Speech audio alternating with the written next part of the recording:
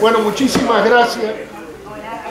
Muchísimas gracias a todos por acompañarnos hoy en la presentación de este libro tan importante de Luis de la Paz. A pesar de lluvia y a pesar de ciclón.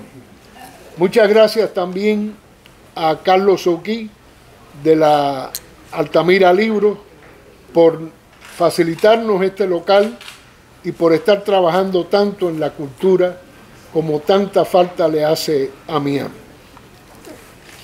Nosotros estamos muy orgullosos de haber publicado este libro de Luis de la Paz, Soltando Sorbos de Vida. En sus páginas recoge muchísimo del quehacer cultural y otros esfuerzos del exilio cubano. Nos da razones este libro para estar orgulloso de nuestro andar exiliado y sobre todo por seguir, a pesar de tantos años y dolores, esa andadura. Pero le dejo a nuestro buen amigo Carlos Alberto Montaner la tarea de hablar de este libro, de comentarlo, de analizarlo. Así que con ustedes, Carlos Alberto Montaner.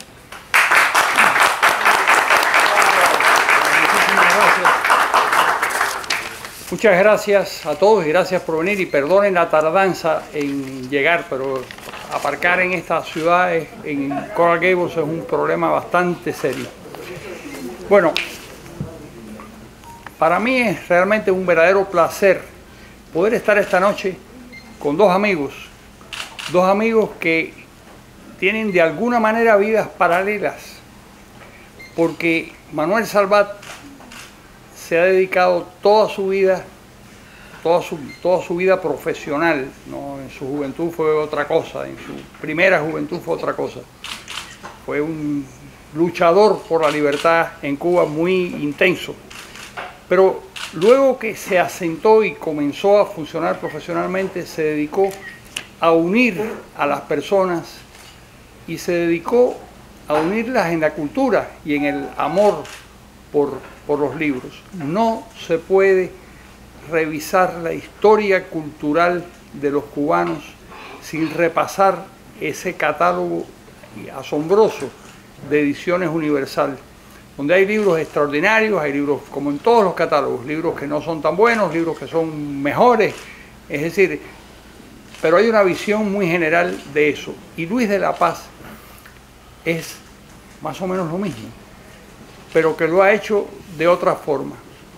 Luis de la Paz lo ha hecho con entrevistas que todas tienen un sesgo muy positivo, todas están de alguna manera dedicadas a construir puentes con artistas, con escritores y, como decía Borges, con gente aún peor, pero realmente es una labor extraordinaria la que hizo entre 1998 y el 2013, entrevistando a muchísima gente. Yo lo que voy a hacerles es a Luis unas cuantas preguntas para que el entrevistado sea él.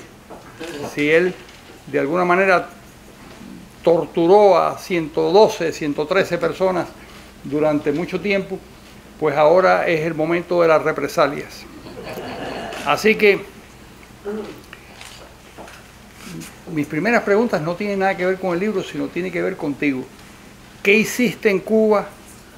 ¿Por qué rompiste con el régimen? Si alguna vez tuviste algún vínculo. ¿Y cómo fue tu salida por Mariel? Bueno, primero quiero agradecer, para mí una de las virtudes más importantes es la gratitud. Y podría empezar a nombrar personas a las cuales le debo mucho, comenzando por las personas que me concedieron las entrevistas que hoy reúno en este libro, hasta terminar hasta este encuentro de esta tarde de hoy con todos ustedes aquí.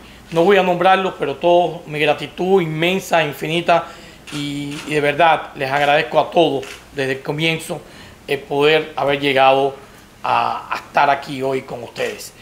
Yo nunca tuve ningún vínculo con el régimen de una manera directa. Yo salí de Cuba con 23 años durante el éxodo de Mariel, y en esos 23 años me dediqué de una forma u otra a educarme, a crecer, a formarme y a tomar conciencia de lo que me rodeaba.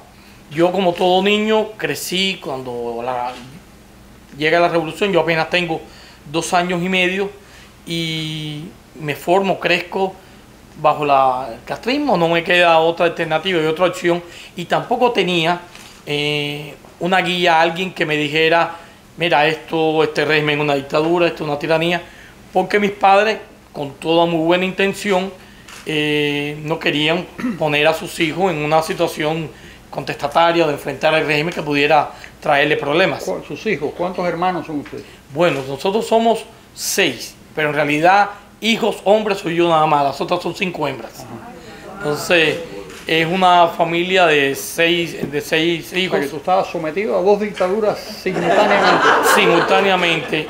Y nada, eso también me creó cosas interesantes, porque el hecho de vivir con tantas mujeres, yo era como el rey.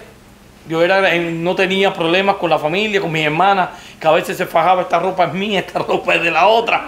Lo mío era mío y no había ningún tipo de problema. Y empecé a crecer en esa ciudad donde, a medida que yo crecía, iba alcanzando años, ya tenía 7, 8, 9 años, 10, iba descubriendo que las cosas que habían formado parte de mi infancia iban desapareciendo. Yo tenía una tía que era mi madrina también, un ser maravilloso, que se llamaba Zoila, que ella me llevaba todos los domingos a pasear. Y ese paseo incluía llevarme, casi era la rutina, una cosa de las personas mayores, hasta Casablanca, tomar la lanchita, brincar la bahía, estar en el pueblecito de Casablanca. Y cuando terminábamos, ella se sentaba allí, yo andaba por todo Casablanca, y cuando regresábamos íbamos a una cafetería que estaba en Galeano, que se llamaba La Estrella de Oriente. Esa historia fue la que marcó mi vida y me hizo tomar conciencia de lo que me rodeaba. Un día yo acostumbraba a estar en Casablanca y subir una escalinata hasta el Cristo. Y me encantaba llegar allá arriba y ver la ciudad hermosa, sorprendente, desde lo alto de aquella loma donde estaba el Cristo. Y un día voy a subir y de pronto había una cerca que habían puesto y había un soldado armado y un cartel que decía: zona militar, no pase. A partir de ese momento ya no se podía subir más al Cristo, era una zona militar. Aquello me marcó y me llamó mucho la atención aquel hecho. Después, como fue pasando el tiempo, y cuando íbamos a la Estrella de Oriente, a la cafetería, ya un día cerró la Estrella de Oriente, había un cartel cerrado, porque ya había venido la ofensiva revolucionaria del 68, donde todos los negocios privados cerraban. Primero, ya no había refresco, ya no había batido, ya no había helado, hasta que poco a poco, y aquello me hizo tomar conciencia de la realidad que me rodeaba.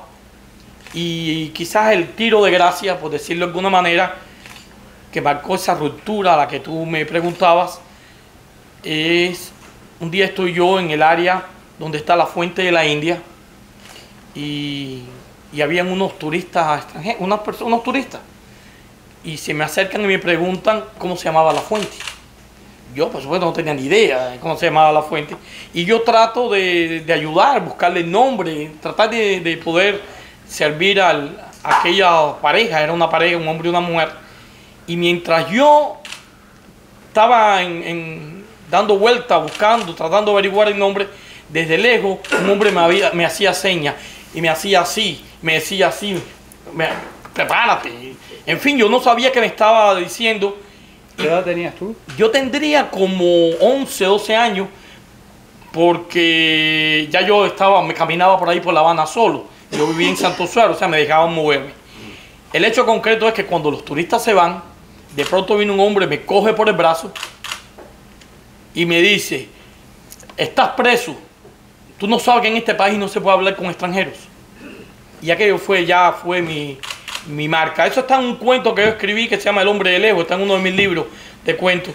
Y eso es lo que yo reflejo en ese cuento, y ese es un reflejo un poco de mi vida y de mi ruptura con el sistema. A partir de ese momento yo dije: no, yo no puedo entender este sistema de esta manera, esto no es vida.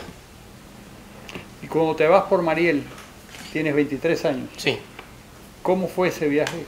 El viaje, como todo viaje por mar, fue tormentoso, Primero, quizás lo más complicado de ese viaje fue lograr llegar al barco. Yo fui a la Embajada del Perú, estuve unas horas en la Embajada del Perú, salí a buscar a mis familiares y cuando regresé ya habían cercado toda esa área, había un perímetro que tenía 500, 600 metros a la redonda y ya no pude entrar. Posteriormente hice todos los trámites, aquellos 4 ruedas, hasta que yo pude irme de presentar los papeles, me aceptaron y esperé 15 días en mi casa que me fueran a avisar de la salida. Fueron 15 días angustiosos porque te venían a buscar en una motocicleta. Venían en una motocicleta donde te traían el papel donde decía, preséntate, tienes 10 minutos para presentarte en tal sitio. Siempre es la premura, ¿no? Y cada vez que yo oía el ruido de una motocicleta, todo el mundo, además no era yo solo el único que estaba esperando esa motocicleta famoso, siempre había una expectativa hasta que llegó. Preséntate dentro de 10 minutos en el cerro, me dieron una dirección y fui, me presenté en ese sitio, me llegaron después mosquitos, estuve un día entero allí. Era un callo. Un mosquito, sí, era un campo de tiro. Un campo de tiro que está en las inmediaciones del puerto de Mariel, donde lo habían convertido en un centro de procesamiento para los que se iban. Además, esto era una estafa porque habían hecho ver que todavía había que pagarlo a unos precios exorbitantes y la gente llevaba todo el dinero que tenía porque no sabía qué tiempo iba a estar allí. Y cuando llegaba de pronto había una mesa con una mujer vestida muy de aduanera, con el uniforme de la aduana y un cartel atrás que decía aduana y te quitaban hasta los botones de los calzoncillos. O sea, era desastroso. Después estuve allí 24 horas y me llevan hasta el puerto de Mariel, estaban los barcos y me empiezo a abordar un barco camaronero. Casualmente el camaronero mío estaba junto a uno que estaba al lado y en la medida que el camaronero mío se iba llenando se iba hundiendo. De pronto yo veía un abismo con el que estaba al lado y era por el peso. Eran 200, casi 300 personas las que venían en mi barco. ¿Tú conocías a muchos de ellos? A ninguno. A ninguno yo lo conocía. Fue de pronto, además el ambiente no era, había mucha familia, pero había también un ambiente sórdido de presidio. Porque el proceso fue muy maquiavélico, muy malintencionado. En el Mosquito había una sección que estaba custodiada por guardias con una cerca, no muy alta, de esta altura más o menos, pero una cerca que nadie podía pasar para acá ni para allá. Y esa área era el perímetro de los presos. Entonces cada vez que iba a salir una guagua, ellos llamaban a varias personas y sacaban un grupo de esos presos y los ponían en esa guagua. De manera tal de crear una mezcla entre los pasajeros de personas normales, personas decentes, familia y delincuentes y enfermos mentales. Al final de cuentas hice la travesía, me tomó 14 horas y media y llegué a Cayo Hueso. ¿Tú conocías a Reinaldo Arenas en ese momento? Yo conocí a Reinaldo desde Cuba, sí, ya yo lo conocía.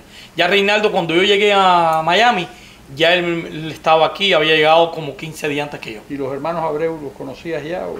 También conocí a los hermanos Abreu, incluso con Reinaldo y los hermanos Abreu en los años 70 hacíamos unas tertulias en el Parque Lenin. Nos metíamos en los montes ahí del Parque Lenin a leer y leíamos poemas y leíamos cuentos. Yo estaba comenzando en aquella época, así que mi relación con Reinaldo y los hermanos Abreu, fundamentalmente con José, que siempre con el que yo he estado más cerca y ha sido de alguna manera el ente que ha educado a sus hermanos y a mí. Nos abrió el camino de la literatura y el arte. Hay una historia que me contó Vicente Cherry que me gustaría confirmarla contigo. Dice Vicente que la víspera de meterse en la Embajada de Perú se reunieron 4 o 5 amigos y nadie contó que se iban a meter en la Embajada de Perú y que luego todos se vieron en la Embajada de Perú. No lo dudo que haya sido así. Reinaldo era una persona, esa anécdota yo no estaba en ese grupo, pero es probable, a lo mejor hasta que Reinaldo estaba, porque Reinaldo era una persona muy curiosa. Reinaldo tenía varios grupos y con cada uno de esos grupos él compartía, pero no interrelacionaba uno con el otro. Este grupo, este otro grupo y este otro grupo. Pero ninguno de los otros grupos sabía la existencia del contrario. Y era muy curioso, era parte de su paranoia, ¿no? ese tipo de paranoia que siempre persiguió a Reinaldo y que lo persiguió a uno también, hasta que llegó un momento aquí ya con el año 85, 86, que yo dije, no, hay que desconectar la paranoia porque no puedo seguir viviendo así. Que cada vez que veía a alguien era un policía o alguien que se me acercaba era porque quería sacar mi información. O dije, no, hay que desconectar, da lo mismo ya. Hay una frase de Cabrera Infante que donde dice, que yo creo que tiene bastante razón, que dice que donde la persecución es un delirio, no existe el delirio de persecución. Yo creo que es verdad, que es cierto. Bueno, aquí hay 112 entrevistas a artistas y escritores cubanos. Yo quiero empezar por el título, ¿por qué Sorbos de Vida? Bueno, porque los entrevistados no me contaban su vida, sino me daban algunos aspectos de su vida, unos detalles. Eran como pequeños sorbos que soltaba y que yo trataba de captar en las entrevistas que yo le hacía, que el proceso de entrevistar tiene sus problemas también. Ustedes lo saben, Olga lo sabe, que ha entrevistado tantos años. No es lo mismo entrevistar en una conversación como la que tenemos nosotros que mandarle unas preguntas a las personas. Las preguntas te permiten, te hacen el trabajo más fácil, porque es un poco copy and paste, y también le permite al entrevistado elaborar mejor su respuesta. Mientras que la entrevista conversacional tiene la cosa de la inmediatez. Pero también tiene sus dificultades. Cada entrevista tiene su mecanismo. Algunas personas te hablaban y te hacían explicaciones muy detalladas, te contaban muchas cosas que después tú ni siquiera podías poner en la entrevista, o porque eran cosas muy íntimas, muy privadas, o uno también tiene que tener en cuenta para el medio que escribe. Aunque no era una cuestión de censura, yo escribía para Diario de las Américas, un periódico conservador, católico, o sea, por lo tanto yo no podía poner a alguien ahí desbarrando contra la iglesia, para poner un ejemplo, ¿no? O si lo hacía tenía que ser muy sutil la referencia. ¿Te ocurrió eso en alguna respuesta? Sí, hubo personas que fueron virulentas, hubo personas resentidas, también hubo personas que muy esperanzadas en un futuro mejor. Eso, el conjunto de las entrevistas te da una visión de que cada grupo, depende de quién tú entrevistabas. Yo tenía unas notas sobre eso que quería elaborar, que te permite ver que los que vinieron al principio, en los años 60, quizás hasta los primeros años del 70, sienten una nostalgia por una Cuba que no existe. Y te hablan de una Cuba glorificada. Sin embargo, los que vinieron después del 80, incluidos muchos de los de Mariel, o del Mariel para acá, cuando te hablan de Cuba, no hay una nostalgia por el país, como tenían esas personas en los 70, sino más bien una nostalgia por un lugar específico, por una casa, por un evento en particular. Pero ni siquiera había un deseo de regresar. Independientemente de que hay muchos que regresen, ahora se regresa como si se fuera a Honduras, pero el hecho concreto es que en aquel entonces el regreso no era algo que estaba en la mente de la gente. Veo que es una selección. Sí. ¿Cuántos eran en total? Eran casi 190, 180, 190. Al final de cuentas, si este libro tiene 400 páginas con 113 entrevistas, si hubiera puesto todo, tendría como 700 y Zapata no me lo hubiera publicado. Entonces, seguro que no. Seguro que no. Y entonces hice una selección. De todas maneras, habían entrevistas, como yo digo en el prólogo, que eran circunstanciales. Alguien iba a abrir una exposición, inaugurar una exposición, y yo le daba el espacio, aprovechaba ese evento para hacerle la entrevista y hablar de varios temas, pero siempre el tema central iba a lo del espectáculo que iba a realizar. Es una presentación, una obra de teatro, y entonces esas las dejé fuera. También hubo gente que también yo no estaba satisfecho con las respuestas. O otro, por ejemplo, yo le hice una entrevista a Néstor Cabel, que hubiera querido incluir, Pero cuando yo preparé la entrevista a Néstor Cabo que quería poner, era una página, porque las respuestas eran de 2 líneas. Fue una pena que él desaprovechó la posibilidad la entrevista, sí. Y además, yo también la perdí. Casi no hay elementos de Néstor Cabel, no sé, es decir, se sabe, estuvo en Colombia muchos años, ¿no? Sí, ahora está en Texas y creo que está muy viejito, con Alzheimer y todo. Claro. Tiene que estar viejito. Sí, muy viejito. Y perdí la posibilidad de hacerle la entrevista. Hubo personas que hubiera querido hacerle la entrevista y todavía están vivas, como por ejemplo Aida Pereira. Y cuando yo hablé con Amelia del Castillo para que me diera el contacto, me dijo, ya Aida tiene Alzheimer. Que está muy mal. Pero estoy hablando hace quizás 10 años atrás. ¿Vive todavía? No sé. Sí, vive todavía, hasta donde yo tengo entendido. Y, o sea que hubo personas que yo hubiera querido hacerle la entrevista y no pude. Hubo gente que se negaron también. ¿Ah, sí? Sí, hubo varias personas que por supuesto por ética no voy a mencionar, que me dijeron, no me interesa. ¿Y por alguna razón especial? No, sencillamente no, se excusaron, algunos con más elegancia que otros, pero recuerdo un caso muy específico que me dijo que no me interesa aparecer en tus 5 preguntas. Curioso. Bueno, aquí hay mucha gente que no está en el libro y que debieran estar en el libro. Por aquí acabo de ver a Lilian Morrow, por ejemplo, que es una extraordinaria poetisa y está por ahí escondida. Y no es que es muy bajita, no está escondida. Son las dos cosas. Bueno, ¿estarías tú de acuerdo con que en este libro hay una representación general de la cultura cubana? ¿O es un fenómeno estrictamente de los exiliados? Bueno, todas las entrevistas, menos una, están hechas a cubanos. Solamente incluir una entrevista a un no cubano que es ahora se me pasó, a Luis Salamea. El colombiano. Al colombiano Luis Salamea. Y la razón que yo excluí a Salamea... Incluiste. Que tú incluiste. Sí, que yo incluí a Salamea. Fue el único. Yo le hice entrevista a muchos no cubanos. Pero quise centrarme en los cubanos para este libro. Y fue otro de los que excluí. O sea, la razón por la cual excluí era porque no eran cubanos.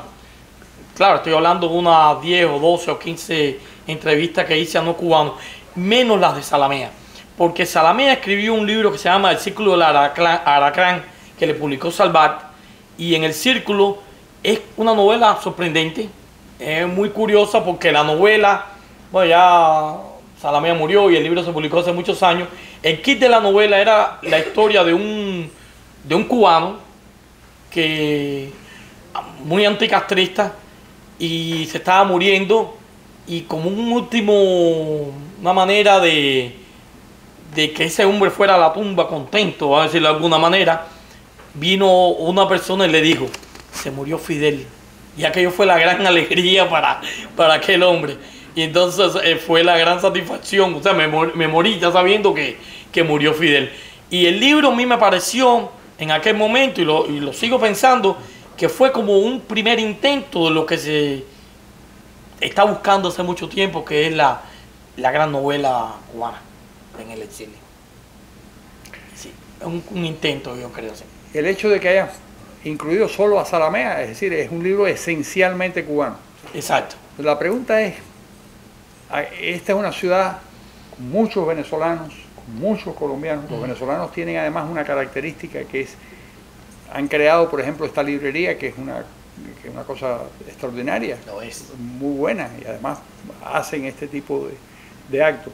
Ahí está mi amigo Alexis Ortiz, que es una de esas personas que no tiene una exclusividad en el trato de los venezolanos, sino se vincula con todo el mundo, con los venezolanos, con los cubanos, con los colombianos, con los bolivianos. Es decir, es una persona universal. Él dice que es andaluz, que es por ser andaluz.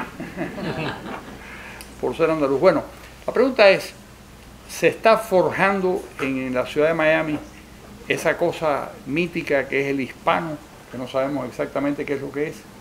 ¿Se está articulando aquí eso? Porque hasta ahora lo que hay es mexicanos, guatemaltecos, venezolanos, cubanos. Se está creando una nueva persona literaria, una nueva persona cultural que es el hispano? Yo creo que sí. Yo creo que sí, definitivamente lo creo. Yo creo que existe una literatura miamense que se ha ido creciendo. Ahí tenemos a la gente suburbana que son peruanos y argentinos que han hecho una serie de antologías de autores que viven en Estados Unidos, autores que viven en Miami, sobre la temática de los Estados Unidos. Yo creo que existe una literatura, igual que existe una literatura chicana, ya existe una literatura, o la literatura que escriben los puertorriqueños en Nueva York. Yo creo que existe una literatura cubana de Miami, que es una literatura miamense, y se está formando una literatura que va creciendo en la medida que los grupos que llegan permanecen por más tiempo, y se está creando una literatura que ya creo que está ya armada de alguna manera local. Y hay autores que la temática es esencialmente cubana. Y te voy a ponerme a mí mismo como ejemplo, perdona que me cites como ejemplo, pero en uno de mis libros, en el libro de cuentos míos del otro lado, todos los cuentos que aparecen en ese libro están ambientados en Miami. Tienen referencia a Cuba, tienen referencia a algún momento del pasado, pero todos están ambientados en Miami y los Estados Unidos en general. Y al final, cuando yo armé ese libro, me di cuenta que de alguna manera este libro ya constituye una literatura miamense. Yo creo que existe, Carlos. Y eso no tiene que ver porque nosotros, nuestra lengua es el español, nuestra lengua de comunicación. Nuestros hijos ya hablan en inglés, básicamente. ¿No será una literatura permanentemente condenada a la transición porque se muere, se apaga con cada generación que la practica? Bueno, en los hijos que llegan a hablar el inglés, generalmente llegan a hablar el inglés y el español, pero en muchos casos, desgraciadamente, no lo leen. O sea, muchos casos en que los hijos no leen el español, lo hablan, pero no lo leen ni lo escriben. Pero, como diría el poeta, es interminable la floresta. Siempre viene un relevo. Ahora están los venezolanos. Ya Alexis, por ejemplo, que tú mencionabas, yo tuve la satisfacción de tenerlo en los viernes de tertulia que yo conduzco ahí en la casona. Hace poco yo estaba leyendo que antes de llegar Chávez al poder, se calculaban que habían unos 20.000 o 25.000 venezolanos viviendo fuera de Venezuela. Hoy en día ya estamos hablando de más de 2 millones. Entonces, de ese 2 millones, una gran parte está aquí en el sur de la Florida, y esa gente están contribuyendo. Aquí tenemos, Carlos, con esta gran librería, están contribuyendo a fomentar una cultura. Está el microteatro en la zona del Doral, que es esencialmente venezolano, y esa gente que viene no hablan inglés. Pero fue creado por los españoles, ¿no? Lo del microteatro en el Centro Cultural Español, sí, fue una idea que se trajo de España, la idea fue de España, pero hubo una especie de una fisura o una copia, vamos a decirlo así, del microteatro del Centro Cultural Español, y se hizo un microteatro que todavía está funcionando, y funcionan los dos paralelamente en el Doral. Y yo creo que sí, las generaciones que vienen, los hijos, toman la cultura norteamericana, se integran a ella, y lo único que le queda de los padres es la comida fundamentalmente, pero vienen otros, y después viene otra dictadura en otro lugar, y vienen más inmigrantes nuevos, y siempre se van renovando.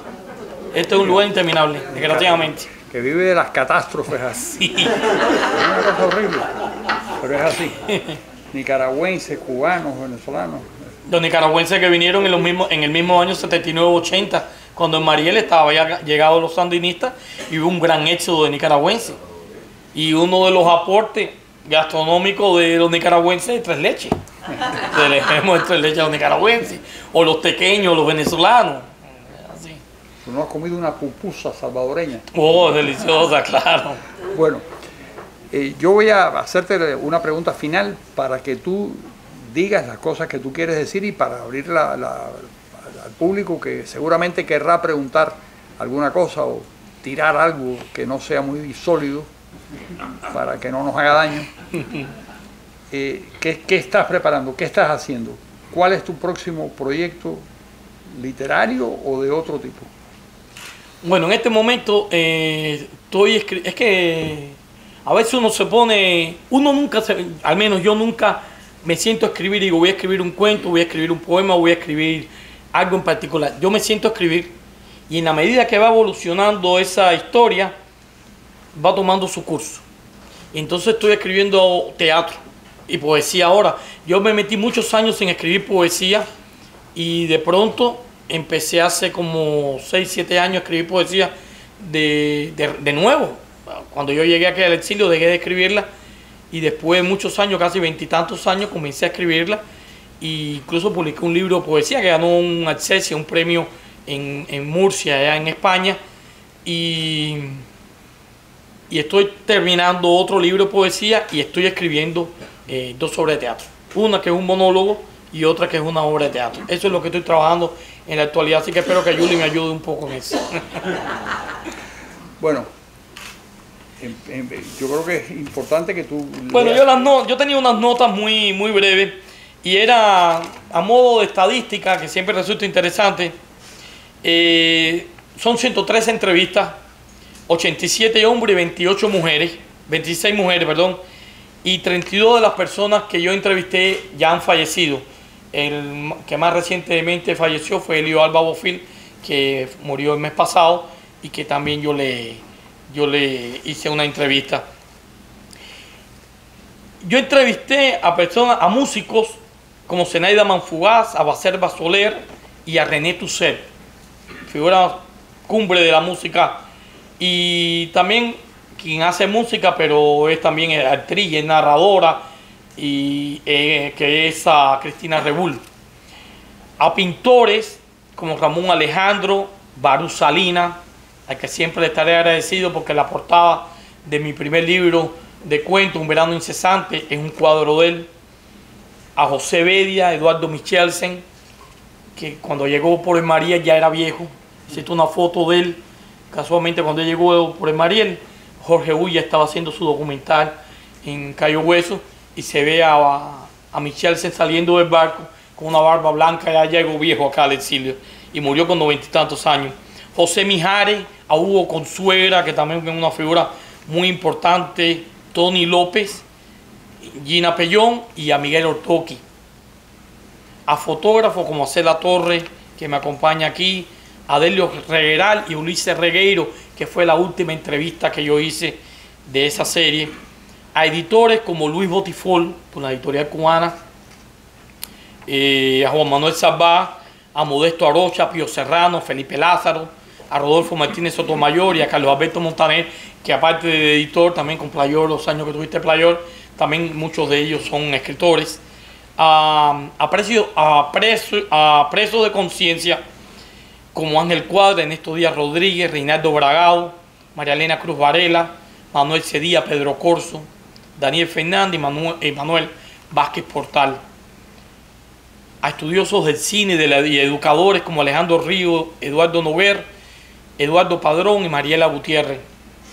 A lingüistas como Humberto López Morales y a mecenas de las artes como Aida Levitán, que tanto ha apoyado las artes. De luego mucha gente de teatro y muchos escritores y poetas. Hubo, como ya mencioné, personas que me hubiera gustado entrevistar y otros que me impactaron las cosas que me fueron diciendo. Yo cuando comencé a hacer estas entrevistas no tenía un propósito específico. Este tipo de cosas no parte de un propósito. Se empiezan a hacer las entrevistas y se van acumulando y de repente un día, por alguna razón, uno se da cuenta de que esas entrevistas, quizás por el paso del tiempo y porque algunos han muerto, uno se da cuenta que tiene algo que tiene peso, que va más allá de lo que uno estaba haciendo y uno tiene una gran satisfacción de ver los resultados.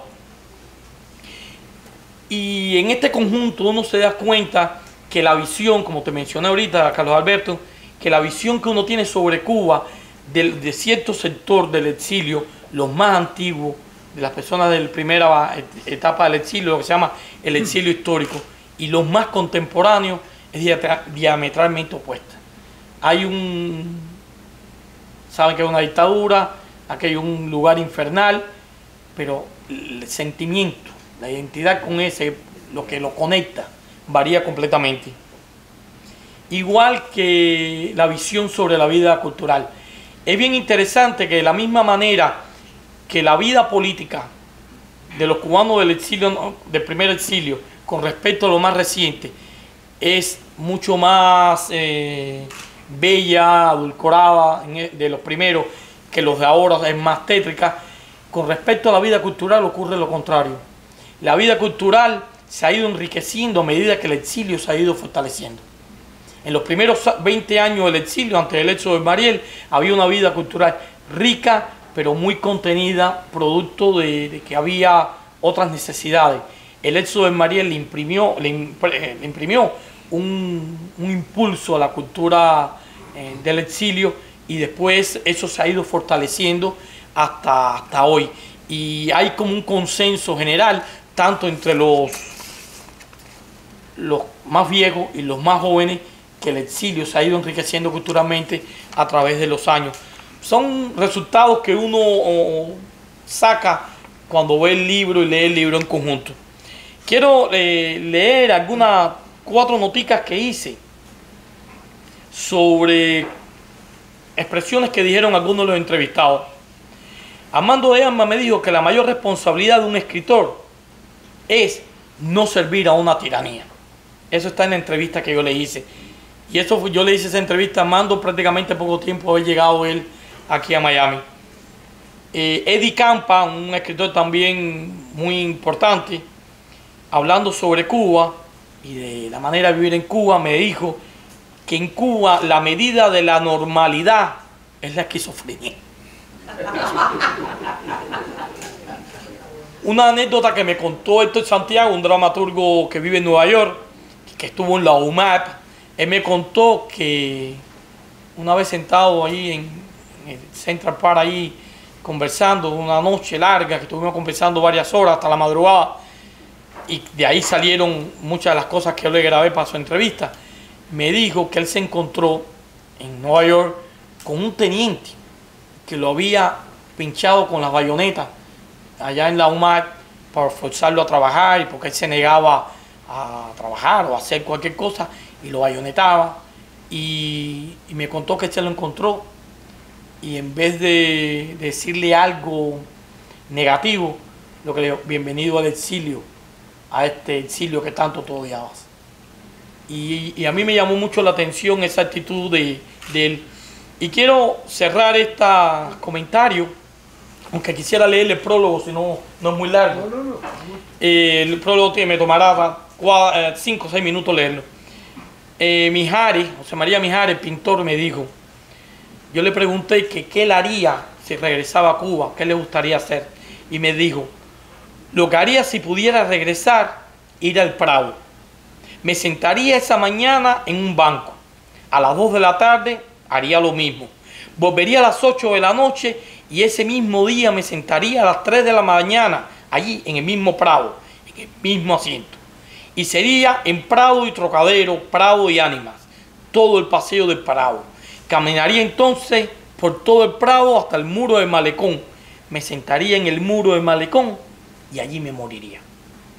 Fue una cosa muy linda y que demuestra la nostalgia y el deseo de regreso, que en el caso de Mijares no pudo lograrlo.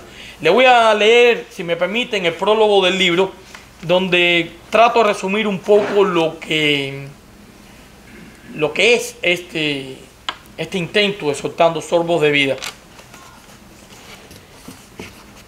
Lo titulé en la introducción para poner en contexto estas entrevistas.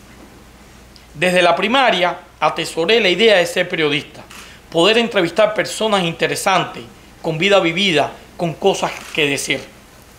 En aquellos primeros años no tenía un propósito claro de lo que deseaba, solo que algo me impulsaba a ello, a conversar, escuchar y preguntar.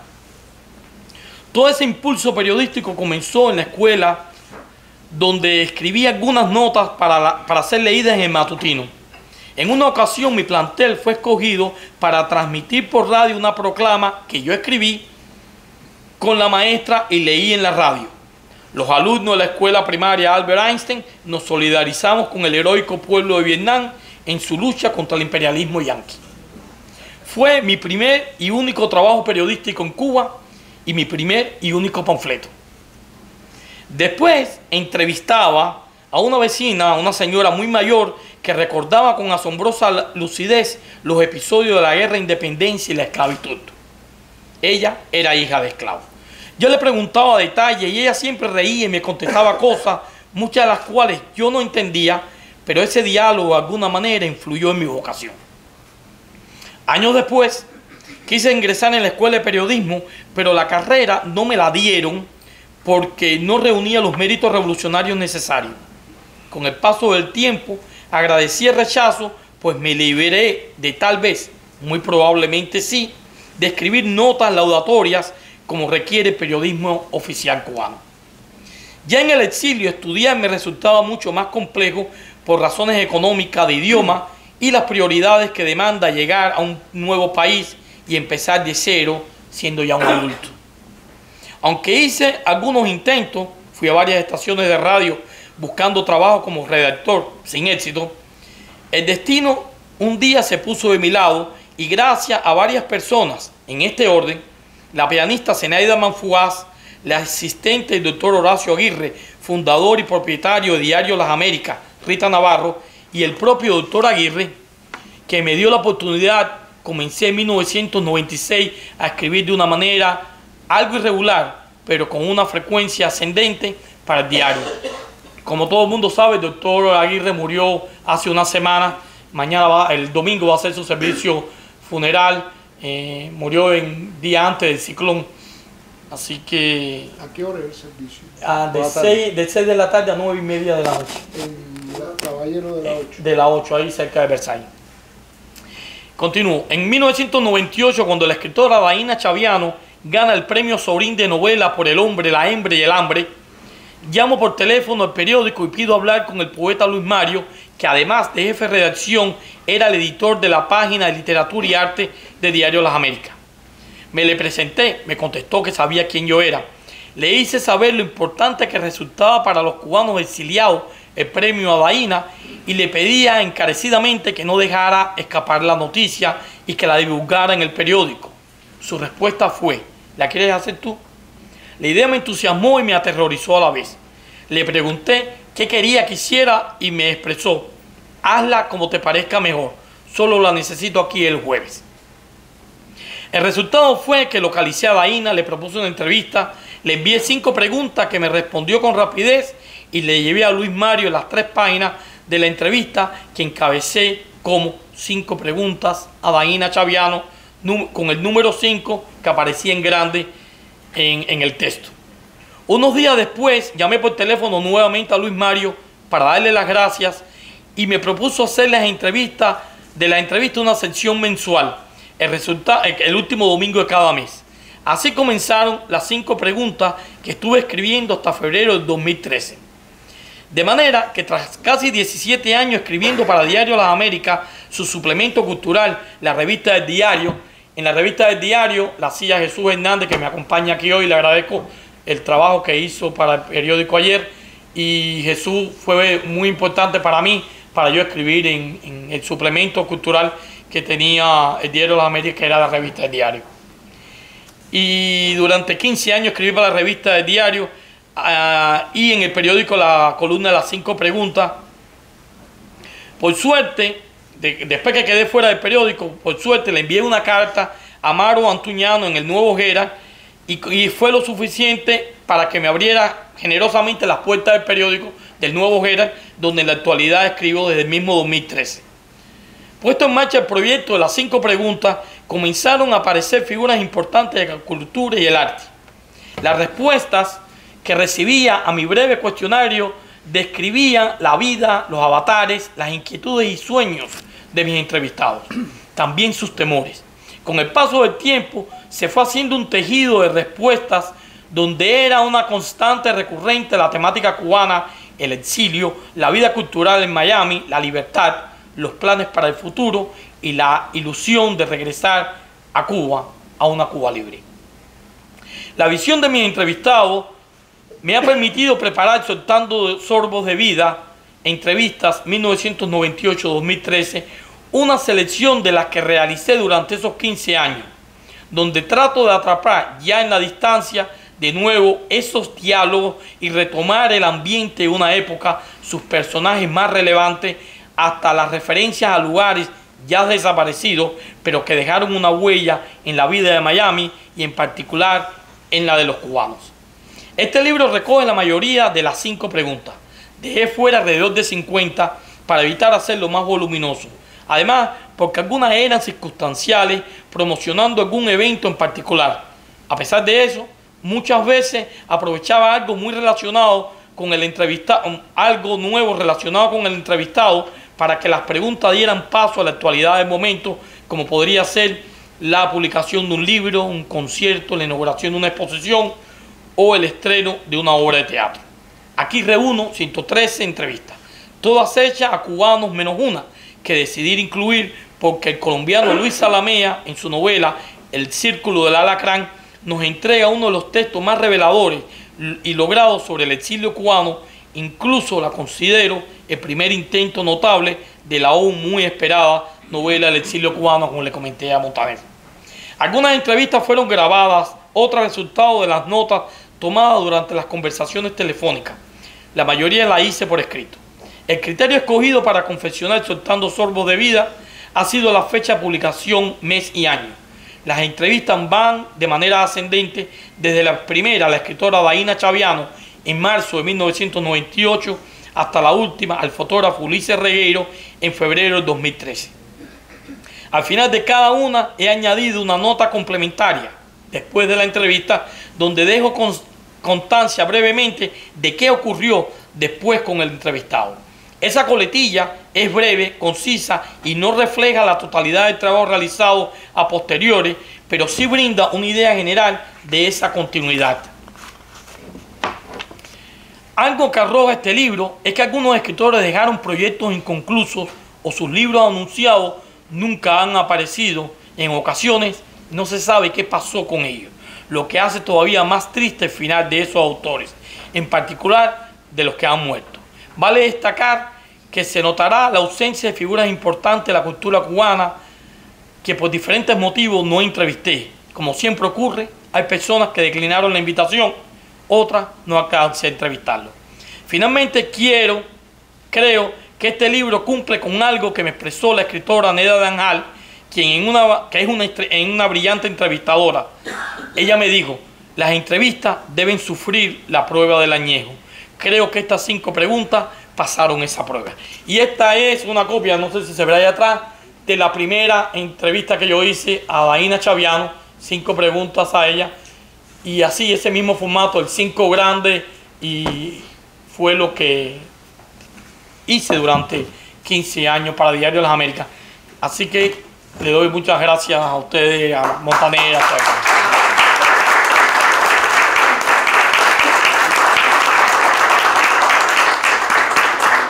Yo creo que todavía tenemos unos minutos, que si alguien quiere hacerle una pregunta, pues con mucho gusto. Mira. No me preocupé de ver el lugar donde vivíamos los entrevistados. Quizá por eso explica la ausencia en el libro de Lilian. En parte sí. Ella vivía en España cuando eso. La mayoría de los entrevistados vivían acá en Miami. Pero sí, también hice algunos, bueno, a Gina Pellón, a Manet, que vive también en Francia, a William Navarrete, que vive en Francia. Pero hubo otros que se me fueron. Además, era una entrevista una vez al mes. Bueno, iba a ser la 10.000 instantánea que hizo Octavio Costa. Pero sí, una vez al mes, y algunos se me iban. Y un comentario breve sobre, un poco pesimista, sobre lo que habló Montaner. Mis sobrinos me adoran, y cada vez que cumplo años me adoran más, pensando quizás en lo que les pueda dejar. Pero es muy triste que casi ninguno de ellos lee mis libros, quizás leen un poema, y los sobrinos nietos ni siquiera han abierto un libro mío.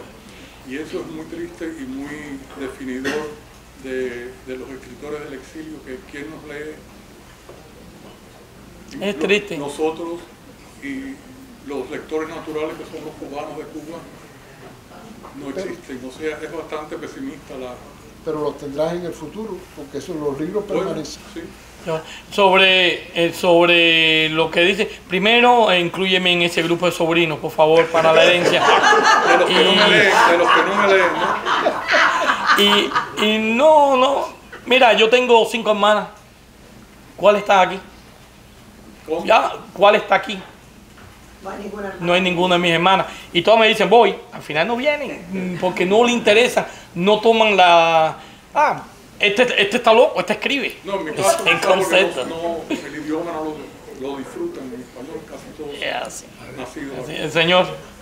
Luis, desde la anécdota esa en la Fuente de la India, en que tuviste la confrontación esa con la gente, hasta que te fuiste en esos 12 años, en que empezaste y continuaste madurando la adversión al régimen totalitario, tienes que haber tenido una serie de anécdotas de confrontaciones no con agentes, sino con compañeros de clase, amigos del barrio, que a veces tú decías algo que delataba tu pensamiento, entonces te rebatían los adeptos al régimen, o viceversa, que tú oías una barrabasada de afección al régimen y tú la rebatías. ¿Tienes alguna anécdota interesante en ese sentido que te venga a la memoria en este momento? Mira, yo en general he sido una persona de muy pocas amistades. Yo soy muy tímido, aunque parezca lo contrario, soy muy tímido y de muy pocas relaciones.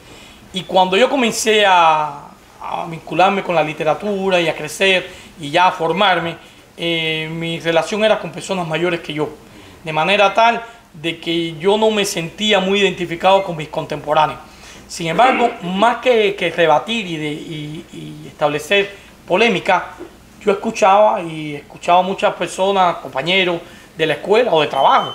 Yo llegué a trabajar en Cuba que decían realmente cosas que a mí no me sorprendían. Sin embargo, sí escuchaba mucho. Y yo vivía frente por frente a la escuela esta, Albert Einstein, que yo menciono, y de la escuela daba hacia una casa, que era un vecino mío, y tenía un pasillo. Yo caminaba por ese pasillo y al final daba a un aula de los muchachos donde eran primero, segundo grado, no sé qué escolaridad, nivel. Y recuerdo una frase que a mí también me marcó al escucharla. Estaban poniendo en la televisión una aventura, aquella programa de aventura, y uno de los personajes tenía una ballesta. No era exactamente Guillermo Tell, pero tenía una ballesta y se tiraba con la ballesta. Y uno de los niños, y eso sí lo escuché yo, le preguntó a la maestra de la ballesta, estaba todo el mundo hablando de la ballesta, y uno de los niños le preguntó a la maestra sobre Guillermo Tell, parece que tenía información, Guillermo Tell y la manzana, que qué cosa era la manzana. Y la profesora le contestó que una manzana era una fruta capitalista carente de valor nutritivo. Ese niño creció con esa idea de que la manzana era una fruta capitalista carente de valor nutritivo. Por favor, en el idioma correspondiente. No iba a sacar el tema. Confirmo que la timidez nos hace amigos con la distancia. Se te quiere. Y por supuesto, en nombre de la revista Nagari y el mío particularmente, gracias. Quiero hacer un par de observaciones, y lo digo de corazón. Sorbos de vida es una ironía. Lo digo porque yo pensaba que era el fruto de estas entrevistas, y cuando Carlos te hace la pregunta dice, no, lo puse precisamente porque a quien entrevistaba daban aquello, ¿no? Sorbitos de lo que era la vida, no precisamente se abrían y explicaban, ¿no? Es decir, y esto me ha hecho gracia un poco también, un poco a denotar, ¿no? Que la gente entrevistada, que teóricamente tiene que abrirse, ¿no? para sacar su ego y salir ahí en la entrevista, daba nada más pequeñas pinceladas sobre su propia historia personal. Decir, y lo digo bien, Carlos ha sacado un tema muy interesante, aquí este señor escritor lo acaba también de mencionar con sus sobrinos. Es verdad, hay una nueva figura hispana, hay una nueva idea de fusión de distintos países de Latinoamérica y de España y de otras nacionalidades que han intentado hacer aquí un mix para crear esta figura hispana, pero vamos a ser sinceros, somos pocos jóvenes, es decir, y parece que la voluntad existe, hay cantidad de personas que escriben, que hacen arte y tal, pero parece que cuando nos vemos un poco los mismos, ¿no? Seamos cubanos, venezolanos, mexicanos, etc., ¿no? Esto, una persona que se dedica a la promoción cultural, ¿qué solución le das para que sea ya no testimonio, como ha dicho el señor Salvat, porque el libro va a quedar o la obra de arte va a quedar, sino en este momento, donde están llegando nuevas generaciones de Venezuela, gente de México, de Nicaragua, etcétera, ¿no? ¿Cómo hacemos para que la cultura se mantenga, la cultura en este caso hispana, se mantenga en esta comunidad, ya no con los de siempre? Hay una realidad que no se puede olvidar, Edward, y es que el concepto de gueto todavía existe.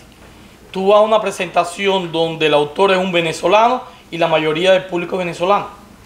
Va a una presentación donde es español, son españoles la mayoría. Porque existe lo que es las afinidades electivas, la gente se identifica con lo suyo. Al vivir en Miami como una ciudad tan cosmopolita y a su vez multiétnica, como tenemos que afrontar, está Nagari, está Sururbano, está las mismas tertulias que yo conduzco, que yo he tenido a venezolanos, a mexicanos, he entrevistado a personas de diferentes nacionalidades. ¿Hago énfasis en lo cubano? Sí, es cierto que hago énfasis. No solo porque son la gente de mi nacionalidad, sino porque son los que más trato tengo también, son los que tengo más contacto. Y por ejemplo, Pedro Medina León, que es un escritor peruano que vive aquí en Miami, o Chasca Valenzuela, que es un escritor chileno que vive aquí en Miami, a los cuales he invitado a leer a la tertulia mía y no han podido, no han tenido la fecha, pero sigue abierta la invitación. Yo siento un poco de envidia cuando lo escucho, leo algo que dice: me presenté en Chile, en la Universidad de Valparaíso, y el público me recibió, o Medina León habla con orgullo y satisfacción de que presentó su libro en Lima. Yo no puedo ir a La Habana a hacerlo. La Habana no me permite ni siquiera, no solo que yo no voy porque yo soy un exiliado, sino que La Habana no me va a permitir llegar allí a presentar mi libro. Entonces, no tenemos los cubanos un país que nos represente y tenemos que representarnos nosotros mismos. Por eso yo personalmente he asumido, sin que nadie me lo haya pedido, un compromiso, no sé de dónde yo me he metido en ese problema, un compromiso por divulgar y difundir y apoyar en todo momento, siempre que me sea posible, la cultura cubana en el exilio. Bueno, yo voy a terminar con una... Como este es un libro lleno de anécdotas de intelectuales, gente que cuenta cosas, les voy a contar la más insólita de las entrevistas en Cuba. Una señora llamó a la televisión cubana diciendo, de esto hace muchos años, que su madre, que era una ancianita, había conocido a Martí en Nueva York. Había tenido una relación amistosa con Martí en Nueva York. Y como estaban haciendo entrevistas, dijeron, bueno, pues vamos a mandar a un grupo allí a entrevistar a esta señora que conoció a Martí, que tuvo relaciones, lo conoció íntimamente. Cuando llegaron, la señora se había ido del aire, es decir, la señora tenía Alzheimer y no se acordaba de nada, y no se acordaba, en fin.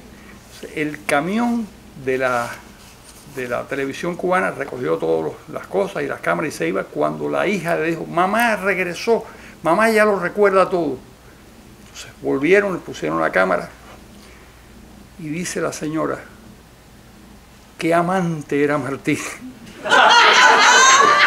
Qué bien dotado estaba. Y no pudieron pasar la entrevista nunca. Eso es literatura. No, es verdad que me lo hicieron. No, me lo contaron. En Zaragoza acabó. Sí, en Zaragoza, claro. Bueno, recuerden que el libro lo está vendiendo Carlos ahí, que nos ha dado y nos ha abierto este espacio. Carlos.